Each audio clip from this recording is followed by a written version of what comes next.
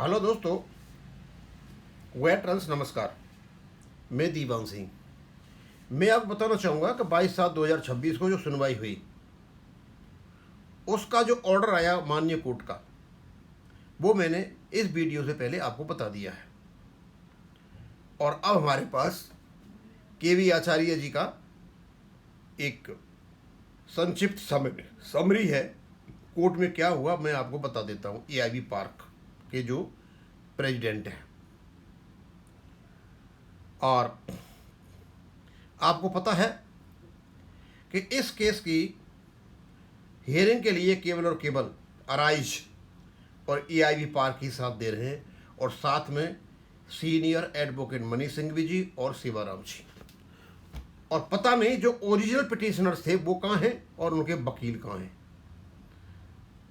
अब वकील साहब गुलाटी बताते हैं वो बीमार पड़े हैं, बीमार हो भी सकते हैं और नहीं भी हो सकते हैं, दोनों ही बातें। अब क्योंकि वो नहीं पहुंचे हैं तो पेंशनर्स में कई प्रकार की शंकाएं पैदा हो रही हैं कि ये अराइज वाले यदि इम्प्लीड पार्टी नहीं होती तो केस का होता क्या। इतना इंपॉर्टेंट केस। एनीवे हम ज़्यादा वहाँ कुछ नहीं करेंगे। अब तक ये केस को सीनियर एडवोकेट मनीष सिंघवी ने संभाल रखा है और उनको इसका ज़्यादा नॉलेज है, और साथ में शिवराम जी। और ये पार्टी तो आपकी डॉक्टर जेडी शर्मा और अराइज के इसके एआई पार के जितने भी मेंबर्स हैं वह रहते हैं, उनसे उनका मनोबल बढ़ता है। तो उन्होंने क्या बताया है मैं उनको पढ़ के बता देता हूँ।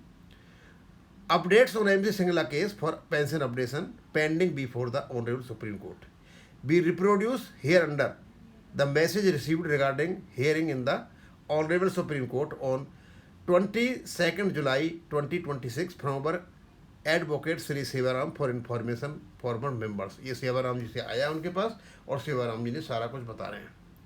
Court the MC Singla case for pension updation came for up hearing today in court number 2 in Supreme Court. Sri K.V. Acharya, President AIB Park, Sri J.D. Sharma, Senior Vice President AIB Park, Sri Harvinder Singh, Executive Senior Vice President AIB Park, along with other Delhi-based comrades and leaders of Arise AIB Park were present in court to assist and guide us. सबका नाम बताया कौन कौन वहाँ पे थे। At about 12:30 p.m., our senior advocate initiated the arguments by recapitulating the facts that ours was the petition by bank employees seeking pension updation in terms of clause 35.1 of the BPR, which the bank have not done since 1/11/1992। यही बात माननीय court ने अपने order में कहा है कि मनीष सिंघवी साहब ने कहा कि ये जो 35(1) में जो अपडेशन है अक्रॉस द बोर्ड सबके लिए है, और इसको इन्होंने अपडेट अब तक नहीं किया है। और वो कोर्ट ने कहा है रेस्पोंडेंट से कि आप इसको क्लैरिफाई करो, अभी तक वो मुद्दा जो है ज्वलंत है। On the question by the honourable court about the position of pension fund in banks, our senior advocate inform that as on 31/3/2025 the total amount available there is 4,57,000 crore and the likely amount is on 31/3/2026 is more than 5 lakh with annual contributions or income of about 70,000 crore as against the annual pension liability of 38 crores, thus leaving annual surplus income of about 30,000 crore. By the likely ability to for pension updation will be about 5,000 crore. दोस्तों, ये pension की जो fund पूछा ये हमारा लिया वही पंगा था जो शुरू 5 तारीख को जो शुरुआत की थी इन्होंने ये पेंशन फंड से की थी। तो स्वाभाविक सी बात है कोर्ट ने ही उलझा लिया उनको पेंशन फंड के लिए। अदरवाइज यहाँ से बच भी सकते थे, कह देते यह पेंशन फंड है वहाँ पर, लेकिन हमारा उससे कोई काम नहीं है। केवल और केवल रेगुलेशन 11 स्टैट्यूटरी रेगुलेशन है उसमें दे रखा है, उसका इंतजाम केवल और केवल बैंक करेगा। Our courts asking our senior advocate explain the clauses relating pension fund and the clause 30/1 for pension updation. At this point, the Honorable Court asked Mr. Dhruv Mehta, Senior Advocate for IBA PNB, the reason for non-updation of pension, when clause 35(1) provide for the same. Mr. Dhruv Mehta referred to the petitioner's original writ petition Punjab and Haryana, क्योंकि मेहता जी बचना चाहते थे सीधा जवाब देने से तो उल्टा जवाब दिया और घुमा करके ले गए। जो पिटिशनर ने पंजाब एंड हरियाणा में जो लगाई थी एप्लीकेशन अपडेशन के बारे में, उस पर ले गए। अब क्योंकि ये सिविल अपील थी तो स्वाभाविक सी बात है कि पंजाब एंड हरियाणा का जो कोर्ट का फैसला था उससे रिलेटेड थी, तो वहाँ पर ले गए वो। And said that in high court the petitioner had sought pension updation only on the basis of the clause 12 of the settlement. जो क्लॉज 12 है सेटलमेंट का, उसके आधार पर ही पेंशन मांग रहे थे।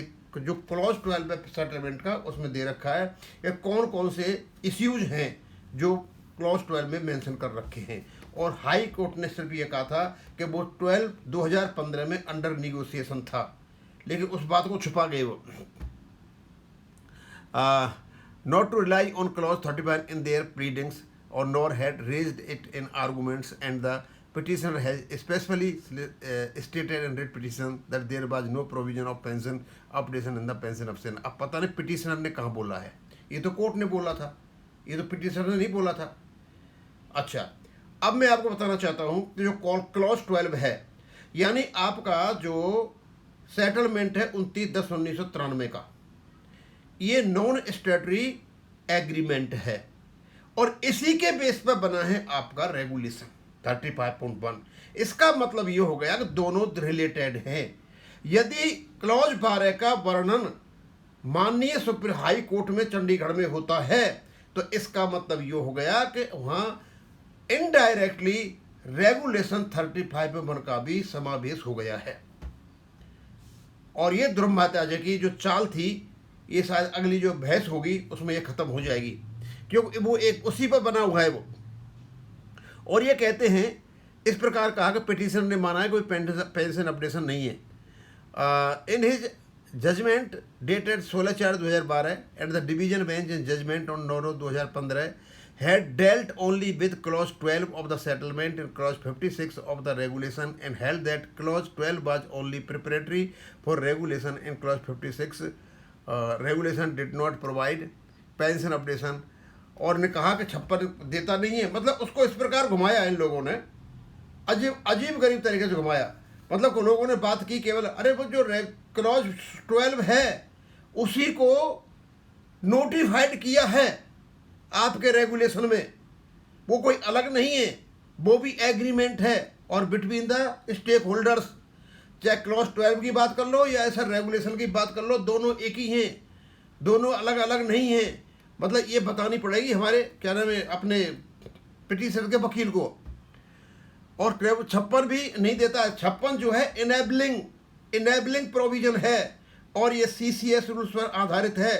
और क्योंकि इसका कोरोबोरेशन, इसका समर्थन जो DFS ने लेटर निकाला था आपने उसके लिए कम्यूटेशन के लिए, उससे इसका बल मिलता है।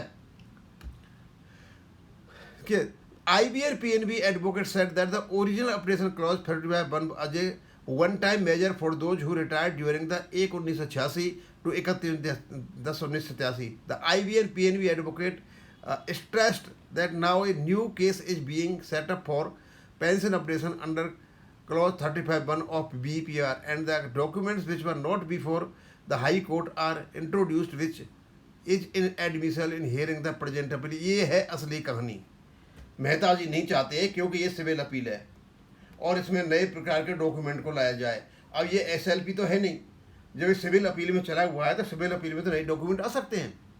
The honourable court insisted that revision of pension was inherent in the scheme of pay revision and if the original clause 35(1) was only a one time increase for those who retired up to 31/10/1987 by the original clause 35(1) was amended in the year 2003 and why it was made open-ended। To this question, the PNB advocate said that the pension updation as per Appendix 1 was only for the updation of additional pension and it has not been amended, so pension updation cannot be allowed. पता नहीं ये वकील साहब क्या कह रहे थे, वो तो सारा बेसिक पेंशन और एडिशन दोनों को अपडेट कर रखा है। अच्छा,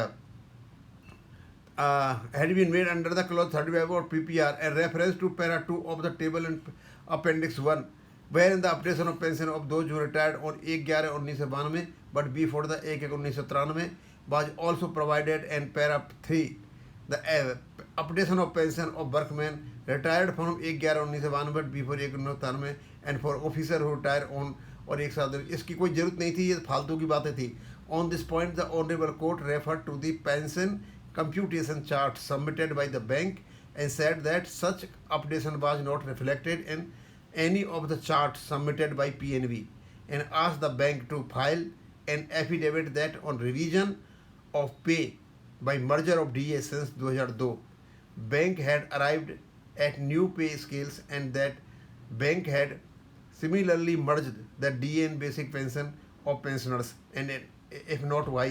Sir, the line of argument taken by PNB is utterly false, and on the next date, we will resume our arguments and are confident that we will achieve these pension updation. The court order of today's hearing is not yet issued and we will send you upon the issue. मतलब सेवाराम जी ने माना कि अभी हमारे इस case में बहुत बड़ी दम है और अगली बार इसको अच्छी तरह से आर्गू किया जाएगा. अब इसको भी यहीं ख़त्म करूँगा. थैंक यू, धन्यवाद.